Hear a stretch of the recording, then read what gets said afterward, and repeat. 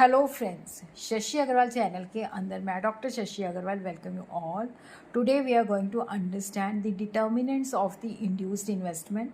अगर आपको मेरा ये एफर्ट सही लगता है तो इस वीडियो को लाइक कीजिए, शेयर कीजिए तथा मेरे चैनल शशि अग्रवाल को सब्सक्राइब कीजिए।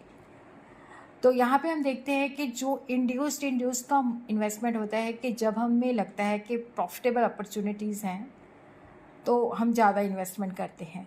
तो इंड्यूस्ड इन्वेस्टमेंट के दो मेन डिटर्मिनेंट होते हैं। फर्स्ट है marginal efficiency of capital, that is the rate of interest. पहले हम मार्जिनल एफिशिएंसी ऑफ कैपिटल को समझते हैं। देखो, मार्जिनल एफिशिएंसी ऑफ कैपिटल का मतलब होता है कि जब हम किसी न्यू इन्वेस्टमेंट के अंदर या न्यू कैपिटल प्रोजेक्ट के अंदर इन्वेस्टमेंट करते हैं तो वहाँ से हमें एक्सपेक्टेड रेट ऑफ रिटर्न क्या मिलता है, जिसको हम कह सकते हैं एक्सपेक्टेड प्रॉफिटेबिलिटी कितनी है। तो मार्जिनल रेट ऑफ एफिशिएंसी जो है that is the expected profitability, और we could say expected rate of return.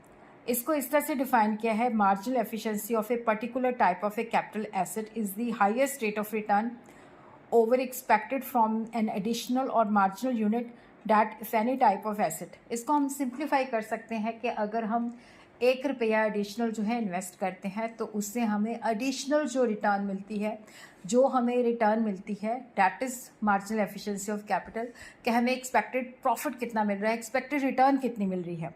और जो मार्जिनल एफिशिएंसी ऑफ कैपिटल है, इसके दो जो है बेसिकली दो डिटर्मिनेंट होते हैं। प्रॉस्पेक्टिव यील्ड, देखो जब हम एक एसेट के अंदर इन्वेस्टमेंट करते हैं तो उसकी लाइफ पीरियड के अंदर हमें नेट रिटर्न कितनी एक्सपेक्ट हम उससे करते हैं, इसको हम प्रॉस्पेक्टिव यील्ड कह देते हैं।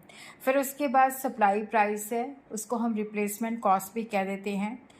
उसका होता है कि उसी तरह की अगर न्यू एसेट को हम प्रोड्यूस करते हैं या आज की डेट में ख़रीदते हैं तो उसकी हमें क्या प्राइस पड़ेगी, उसको हम सप्लाई प्राइस कह देते हैं।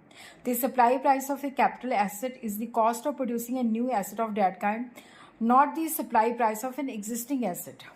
इसको रिप्लेसमेंट कॉस्ट भी कह देते हैं। देखो, जो रेट ऑफ इंटरेस्ट होता है इसका मतलब होता है कि जब हमने कोई बिज़नेस शुरू करना है या कोई प्रोजेक्ट लगाना है तो उसके बैंक के लिए या हम किसी से उधार लेते हैं तो हमने वो पैसा यूज़ किया है, उसके बदले में हम इंटरेस्ट पे करते हैं, that is the cost of funds. Rate of interest is what the investor have to pay to the banks for borrowing the fund for the investment. तो इंटरेस्ट जो होती है that is the cost of funds.